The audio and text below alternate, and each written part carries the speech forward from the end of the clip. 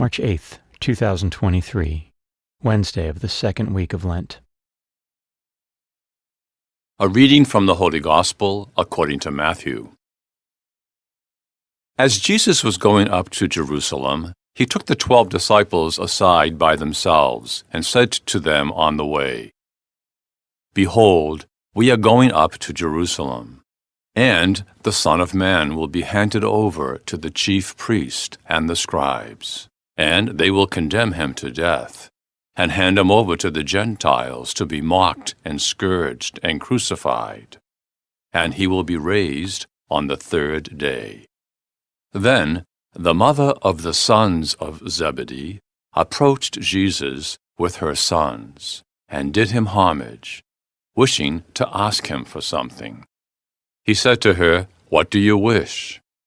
She answered him, "Command that these 2 sons of mine sit, one at your right and the other at your left, in your kingdom." Jesus said in reply, "You do not know what you are asking. Can you drink the chalice that I am going to drink?" They said to him, "We can." He replied, "My chalice you will indeed drink, but to sit at my right and at my left, this is not mine to give, but it is for those for whom it has been prepared by my Father." When the 10 heard this, they became indignant at the 2 brothers. But Jesus summoned them and said, "You know that the rulers of the Gentiles lord it over them, and the great ones make their authority over them felt. But it shall not be so among you.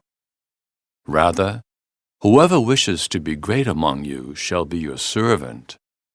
Whoever wishes to be first among you shall be your slave. Just so, the Son of Man did not come to be served, but to serve, and to give his life as a ransom for many." The Gospel of the Lord. Among the 12 apostles, the only parents mentioned in the Gospel are Mr. and Mrs. Zebedee, parents of James and John. Zebedee appears in episode of Jesus calling James and John at the Sea of Galilee, while they were mending their nets along with their father Zebedee. Mother appears in today's Gospel when she comes to Jesus with a request for their 2 sons. Both Mr. and Mrs. Zebedee faced disappointments from Jesus. Mr. Zebedee had great hope on his sons that they would carry on his profession of fishing. But the particular day when Jesus approached near his sons, in an instant he lost 2 of his sons. He must have been shocked and disappointed at that moment. Mrs. Zebedee, like any other mothers, wished good for her sons. From Jesus' perspective, her request was not justifiable, but from a mother's point of view it was a sincere desire of a mother who wishes the well-being of her sons. She too was disappointed when Jesus overturned her request. Well, both Mr. and Mrs. Zebedee might have been disappointed then, but today certainly they are proud parents of 2 great sons whom they have sacrificed for the Lord. As apostles, both been close associates of Jesus. St. James is first one to be martyred among the apostles, while St. John, the beloved disciple, is also the evangelist. For priest and religious, like Mr. Zebedee, our fathers too might have had great hopes on us that we would take up the responsibility of taking care of family. Our fathers might have felt the pain of sacrifice. But let's remember God will reward them for their sacrifice and bless them for the loss they have incurred.